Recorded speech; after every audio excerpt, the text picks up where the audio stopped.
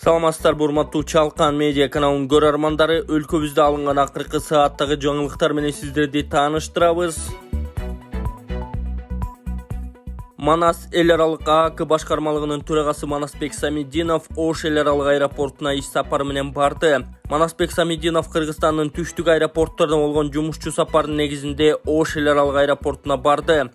Манасбек Самидинов сапардын алкагында Ош аэропортунун аймагын кыдырып, аэропорттун кызматкерлери менен жолукту. Мындан тышкары төрага алдыга коюлган максаттар жана жасалып жаткан жумуштар тууралуу маалыматтар менен бөлүшкөн.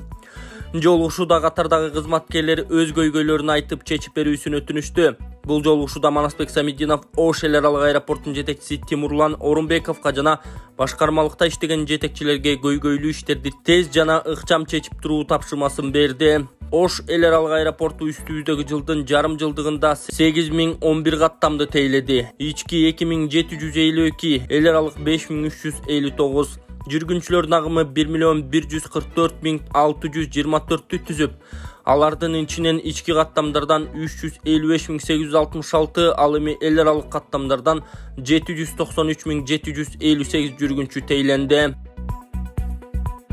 Эгер сиз курулуш баштасаңыз, ичпеген, колу тутпаган мыкты ширетүүчүнү тааныштардан издөөнүн кажети жок. Ширетүүчүнү ширетменден издеңиз. Бул үчүн такси чакырганда эле телефонуңуз аркылуу App Store же Google Play'ден ширетмен тиркемесине катталасыз. Анан ширетменде тизилип турган миңдеген ширетүүчүнү рейтингине карап жалдайсыз. Ширетменде ар бир ширетүүчүнүн анкетасы, кылган иштери жана сүрөттөрү чек-чейип билинип турат. Ширетмен менен ишиңиз бат жана сапаттуу бүтөт. Тиркеме бардык аймактарда иштейт. Ташиев менен жолугушуудан кийин нефтетрейдерлер дизелдин баасын чүрөт. Нефтетрейдерлер дизель майынын баасын төмөндөтүү боюнча тиешелүү чараларды көрөт. Бул тууралуу Улуттук коопсуздук мамлекеттик комитетинен билдиришти. Маалымат караганда 5 августта УКМКнын төрагасы Камчыбек Ташиев, салык кызматынын төрагасы Алтынбек Абдувапов, монополияга каршы жөнгө салуу кызматынын төрагасы Кеңешбай Тайылаков жана атамекендик нефтетрейдерлердин өкүлдөрүнүн катышуусунда жыйын өткөргөн. Жыйында базардагы күйүүчү майдын баасы талкууланган. Жолугушууда Ташиев нефтетрейдерлер май күйүүчү жайларда дизелди жогорулатылган баада сатып жатканын айткан. Ал нефтетрейдерлерге социалдык багыттагы баа саясатын карманууну, бааны чүрүүнү жана мындан кийин дизелдин 1 литрин 63-64 сомдон ашпаган баада белгилөөнү сунуштаган. УКМК билдиргендей, нефтетрейдерлер дизель майынын баасын төмөндөтүү боюнча тиешелүү чараларды көрүүгө макул болгон. Чолпон Атада көкбөрү боюнча дүйнө кубок өтөт. 6 өлкө катышаары күтүлүүдө. Чолпон Ата шаарынын Ат майданында 13-20 август күндөрү көкбөрү боюнча дүйнө кубок өтөт. Бул тууралуу Көкбөрү Федерациясынын президенти Таласбек Алиев маалымат жыйында билдирди. Анын айтымында мелдешке Кыргызстан, Казакстан, Өзбекстан, АКШ, Туркия жана Россия командаларынын келиши күтүлүүдө. Турнир 3 форматта өткөрүлөт. Жогорку лигада Кыргызстан менен Казакстандын алдыңкы командасы ат салышат. Биринчи лигада бардык өлкөдөн келген 12 команда таймашат. 3-чү формат ардагерлерге арналган. Анда 45 жаштан жогорку кыргыз-казак улакчылары күч сынашышат. Бегалиев байге фонду 5 миллион сомдон жогорку болоорун белгиледи. Көкбөрү Федерациясынын вице-президенти Рамис Жунусалиев бул кубокты оюндун эрежелери өзгөртүлгөнүн айтты. Буга чейин 20 мүнөт менен 3 тайм ойнолуп келсе, азыр убактысы 15 мүнөт болуп кыскарды. Ал эми буллит учурунда улакты аттан түшпөй тайгазанга салуу талабы коюлган. Оюндарды көрүү үчүн билет баасы 200 сомдон башталып 5000 сомго чейин, VIP билет 5000 сом. Анда ипподромдун ачык күрөң секторунан орун берилип, 8 күн бою кирип көрүүгө мүмкүнчүлүк түзүлөт. Ош менен Баткенде аскердик машыгуулар өтүп жатат. Коргоо министрлиги Ош жана Баткен облустарында аскердик машыгуулар өтүп жатканын билдирди.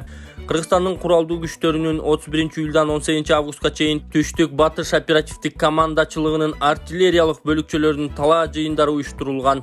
Анын жүрүшүндө эсептердин, взводдордун жана батареялардын курамында артиллериялык бөлүкчөлөрдүн ыраттуулугу маселелери иштелип чыгат. Жыйындын максаты өздүк курамдын теориялык билимдерин өркүндөтүү, практикалык көндүмдөрдүн бекемдөө болуп саналат. Ошондой эле артиллерияларды даярдоо курсуна ылайык огатуу, өздүк курамдын тез өзгөрүүчү кырдаалда чечим кабыл алуусун калыптоо жана иштеп чыгуу каралган.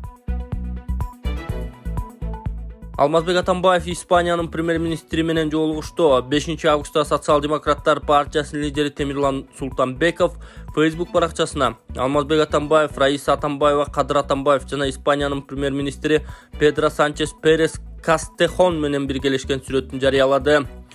Белгилүү болгондой, Султанбеков сүрөттүн сүрөттөмөсүндө Испания өкмөтүнүн башчысынын коалициясын шайлоодогу жеңиши менен куттуктаган. Шайлоодо жеңип чыккандан кийин биздин партия менен байланышты чыңдоого көңүл бургандыгы үчүн Испаниянын жетекчилигине рахмат деп жазган Султанбеков. Эскерте кетсек, Испанияда парламенттик шайлоо ушул жылдын 23-июлунда өткөн. Оор жоготуу болду. Көрүнүктүү окумуштуу Айсалкын Асанова дүйнө салды.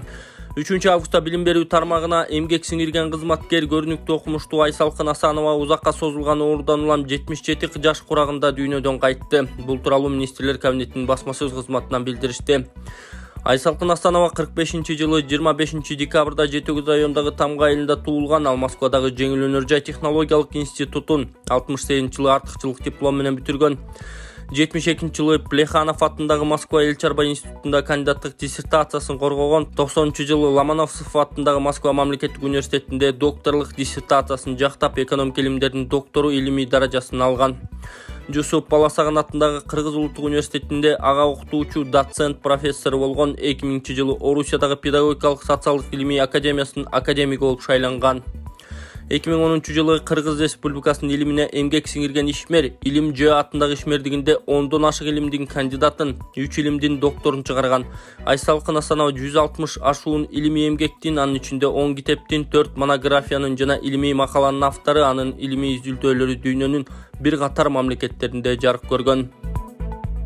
Бул видео жалаң эркектерге, эгерде сиз төшөктө алсыз болуп, калооңуз жок болуп жатса, андан чыгарып бат-бат туалетке барып жатсаңыз, анда сизде простатиттин белгилери. Простатиттин дарысы чакшыр, өтө жакшы жардам берет. Андан тышкары дагы айымдардын бат-бат туалетке барып цистит болуп ооруп аткандарына дагы жакшы жардам берет. Бул чөптөрдөн жасалган жана эркектердин да аялдардын дагы простатитин көтөрөт. Эгер заказ кылам десеңиздер, экранда номерларга байланышыңыздар. Адамдардын организми ысык суук болуп бөлүнөт. Эгерде суук ашынып кетсе, адамдар эмне алат? Колубуту жылбай үшүп орой берет. Ошого баланс кылган иньян гель бул өтө жакшы жардам берет. Колубутуңуз жылбай жатса, кан айланыңыз жакшырбай жатса, белиңиз, бутуңуз, тамандарыңыз муктуп атса, иньян гелди колдонуңуз. Бул жаш өтүп калган адамдардын кан айланысы начар болгондуктан, жаш өтүп калган аталарыбызга, апаларыбызга алып берсек, алардын кан айланысы жакшырат дагы, өзүн жакшы сезип, жылуу жүрүп калат. Заказ кылам десеңиздер, экрандагы номерларга байланышыңыздар.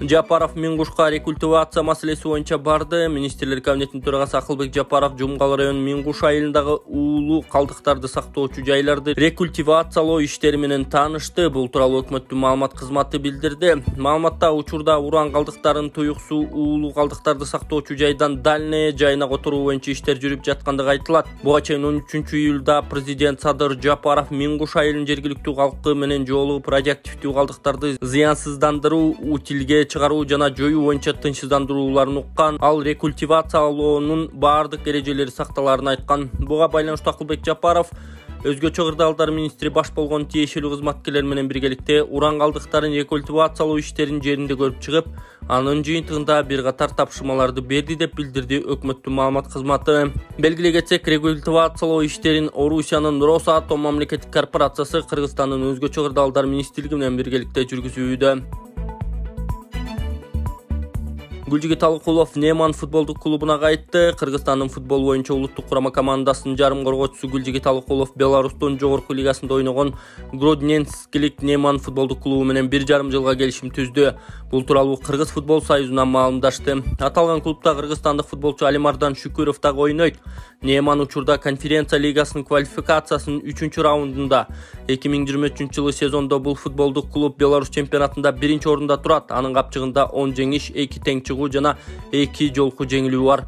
Алыкулов буга чейин да 2019-жылдын сезонунда Неманда ойногон, 24 беттешке катышып 4 гол киргизген. 2020-2023 жылдары Казакстандын Кайрат клубунун курамында ойногон. сот 2 депутаттын мандаттан ажыратуу боюнча БШКнын чечимин туура деп тапты. Бишкек калаасынын административдик соту Фархат Исмаилов менен Фархатбек Алимжановдун жогорку билими тууралуу дипломдорунун жараксыздыгына байланыштуу аларды мандаттан ажыратуу боюнча БШКнын чечимин мыйзамдуу деп тапты. Бул тууралуу аталган ведомствонун маалымат кызматынан кабарлашты. Исмаилов менен Алимжановдун доосу канааттандырылган эмес. Феминда өкүлдөрүнүн чечимине 30 күндүн ичинде арызданса болот. Борбордук шайлоо комиссиясы жогорку кеңештин депутаттары Исмаилов менен Алимжановдун мандатынан ажыратуу чечимин кабыл алган. Өткөн жылдын апрель айында УКМК аталган депутаттар жасалма диплом алууга шектелип жатканын билдирген болчу. Андан соң Алимжанов маселени четке кагып дипломду өзү окуп алганын билдирген. Ошол бойдон бул маселе каралбай токтоп калган.